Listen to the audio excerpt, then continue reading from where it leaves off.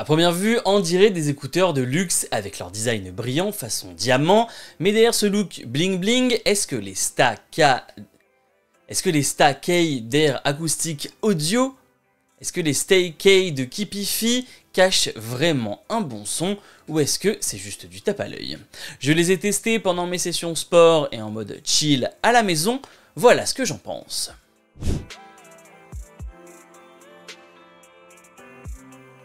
Et yop les petits potes, c'est Alex, j'espère que vous allez bien. Aujourd'hui on se retrouve pour faire l'unboxing de nouveaux écouteurs de chez Kipifi directement, donc les Stack. On va les ouvrir directement et puis ensuite on passera au test de ce que j'en ai pensé directement. Alors, attendez, je vais essayer de l'ouvrir avec un stylo parce que j'ai pas forcément de ciseaux dans le coin. Voilà, hop. Alors, attendez, je vais baisser, ça va être un peu mieux pour vous. Alors, on retrouve du coup une boîte un peu... voilà, il y a la lumière du soleil. Une boîte un peu en alu bizarre. Donc apparemment, c'est des écouteurs qui sont un peu plus beaux que ceux que j'avais testés la dernière fois. Je me souviens plus trop c'était quoi le modèle. D'ailleurs, j'arrive plus à mettre la main dessus, je crois que je les ai paumés. Donc là, ça s'ouvre comme ça. Perfect. Donc en fait, vous avez du coup les deux écouteurs qui sont comme ça. Ensuite, vous avez, comme dans l'autre écouteur de la dernière fois,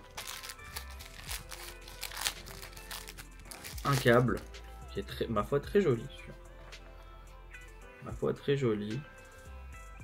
Bon, après, le point négatif avec ce truc là, c'est que si vous avez un iPhone par exemple, il va falloir avoir un adaptateur parce que c'est du jack. Voilà, tout simplement. Après ça, pour les streams, en vrai, c'est pas mal. Et en fait, du coup, ça se met comme ça, autour de l'oreille, comme la dernière fois. Voilà, donc on a un là, on a un là. Voilà, donc ça ressemble à ça quand c'est monté. Et après, vous le mettez directement derrière l'oreille et ça rentre comme ceci. Hop.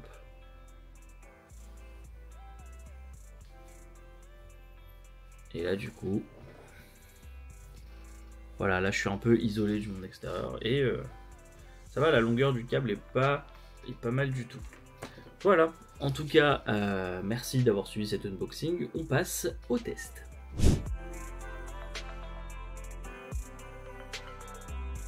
Leur look est clairement pensé pour taper dans l'œil, c'est élégant, un peu trop même, selon moi.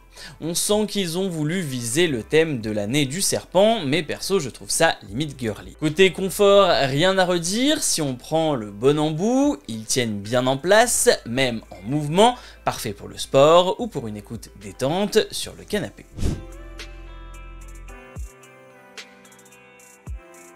Sur le papier, on a du lourd, 2 drivers dynamiques par écouteur, donc un de 10 mm plaqué en beryllium et un autre de 6 mm pour les aigus, et en vrai, bah c'est basique. Le son est plutôt équilibré, mais ne vous attendez pas à des basses qui claquent ou des aigus ultra détaillés. C'est propre, mais pas bluffant, et j'ai pas ressenti une grande séparation des instruments, comme annoncé, on est loin du rendu hi-fi.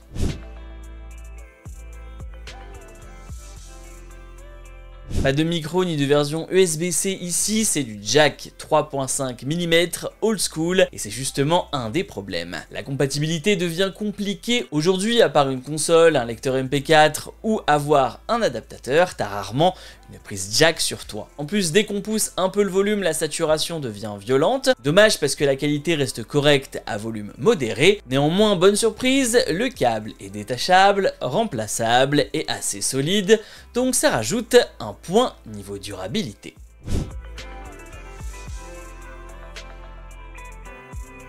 Est-ce que je les recommande? Oui, mais pas à tout le monde. À 49 €, on trouve aujourd'hui pas mal de modèles sans fil dans la même gamme de prix. Pour ceux qui font du sport ou qui ont tendance à suer dans un casque fermé l'été, ces écouteurs peuvent devenir une bonne solution filaire de secours. Idem si tu es un gamer console et que tu veux un truc simple à brancher, léger et sans prise de tête.